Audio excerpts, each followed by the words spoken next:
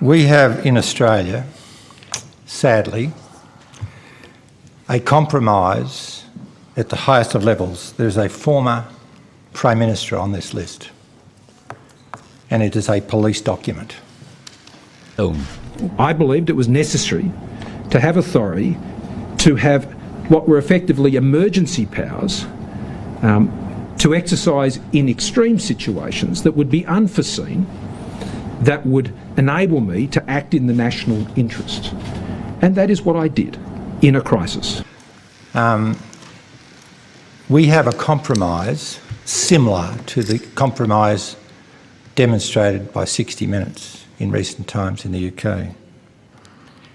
And when I approached 60 Minutes and said, why in God's name did you have to go to the UK to do that? They said, because no one in the UK would do it.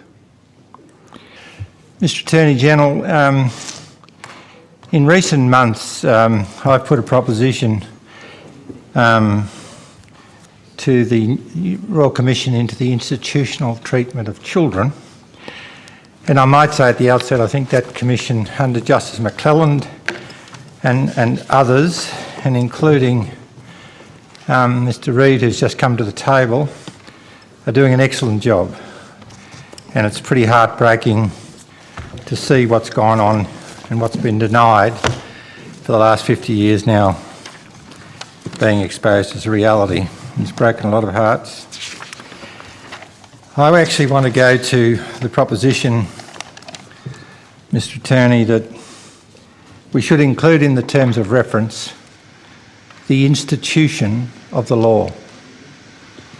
And I have documents here which the Royal Commission has seen to justify that case, and in fact every Attorney General, from Attorney General Ruddock till now, has seen some of these documents, and they are police documents, and they are very disturbing.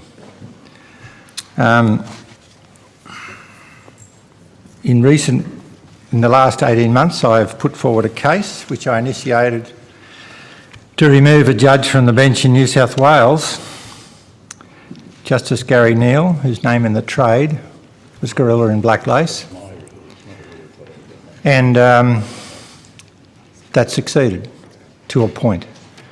We're hearing a case against a man who was found guilty of raping siblings and then faced new charges which the judge wouldn't allow the earlier charges to be allowed into the court.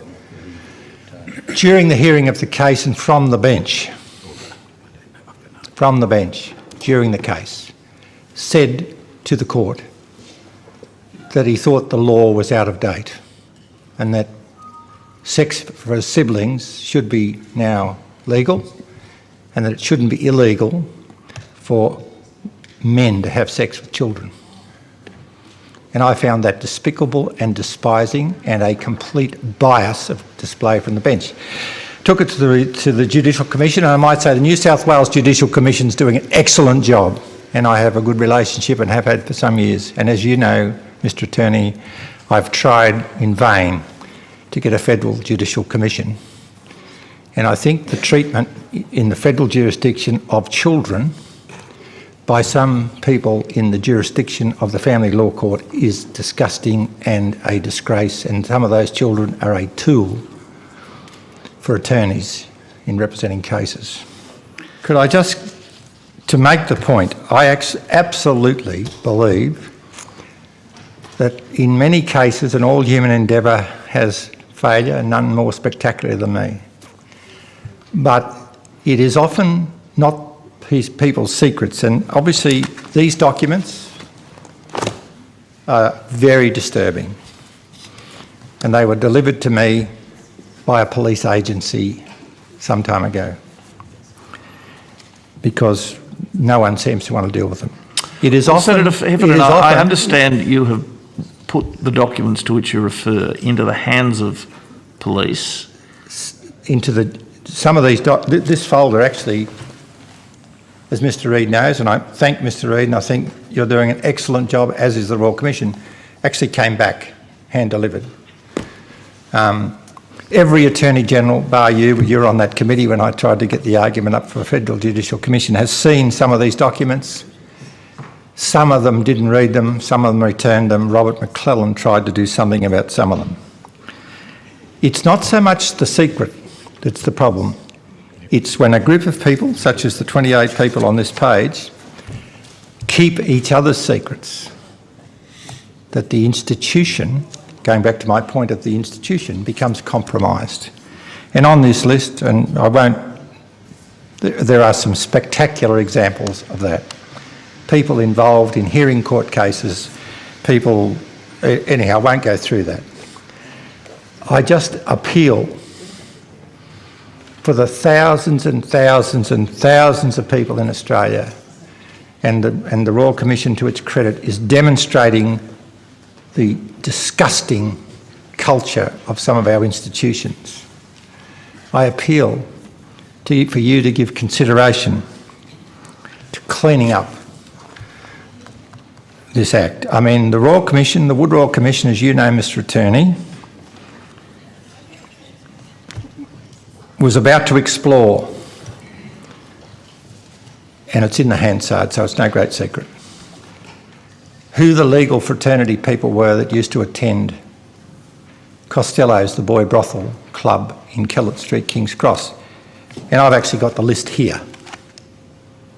And a lot of them are still practising. But the judge of the day of the Royal Commission decided it was a no-go zone, and Paddy Bergen, counsel assisting at the time, said, "We'll rise for morning tea," and they never went back to it. And I did ask the Commissioner why. He said he'd deny it if ever I mention it. I think it's time to mention it in view of the good work of the Royal Commission.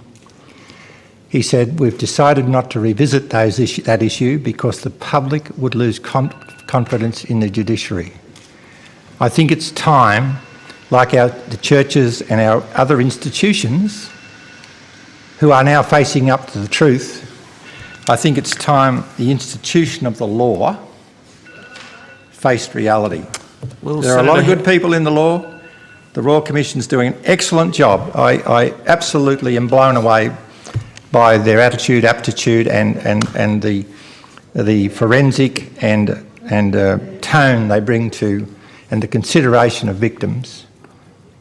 Many who can live through this, many who can't, and suicide, etc. I think it's time we gave consideration to cleaning up the Act. And I mean, you may like to revisit. I don't see how, given the evidence, given just the instance, and I have to say I got rid of another judge through the excellent work of the Judicial Commission in New South Wales a few years ago without a murmur. He was a person who's in this list here as picking up young blokes in the toilets outside Marcellin College at Randwick.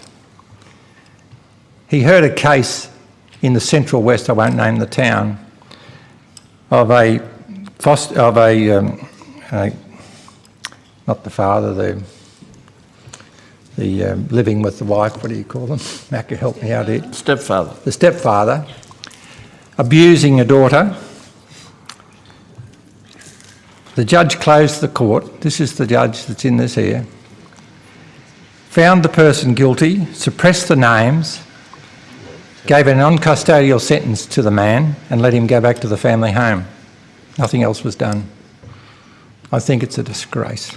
Well, Senator Heffernan, can I just make a couple of points? And this is a very sensitive area where we are treading now, but let me make a couple of points. First of all, thank you for your observations about the work of the Royal Commission into institutional responses to child sex abuse. The Royal Commission has the very strong support of the government. In fact, it was Mr Abbott, when he was opposition leader, who first called for this Royal Commission to be established, and it's been very strongly supported by this government, and its term has been extended and it's been given the resources it needs to do its important work.